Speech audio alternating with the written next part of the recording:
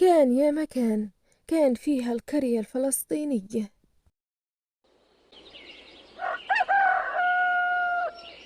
فيها هالمرة لا تحبل ولا تجيب. ويوم من الأيام مر بياع الجبنة.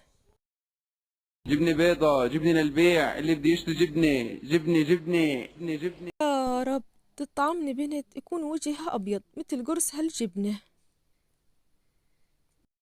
الله سمع منها، حبلت وجابت بنت وجهها أبيض مثل كرس الجبنة، سمتها جبانة.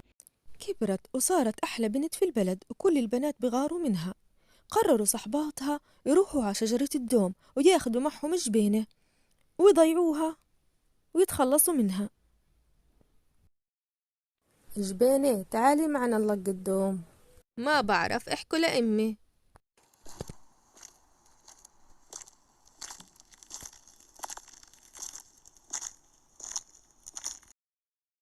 يم جبينة خلي جبينة تروح معنا تلق الدوم. ما بمون، احكوا لأبوها.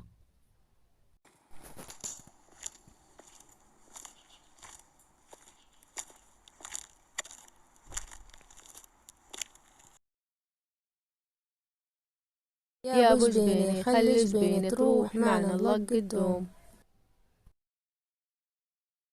ما بمون، احكوا لجدها.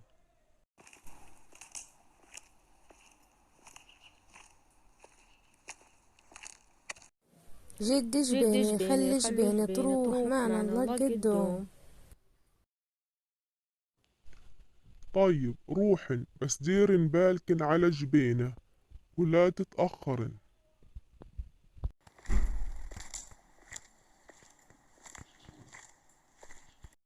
يما يا جبينة، ديري بالك على حالك وروحي قبل ما تعتم الدنيا. فهمتي؟ حاضر يما، ولا يهمك.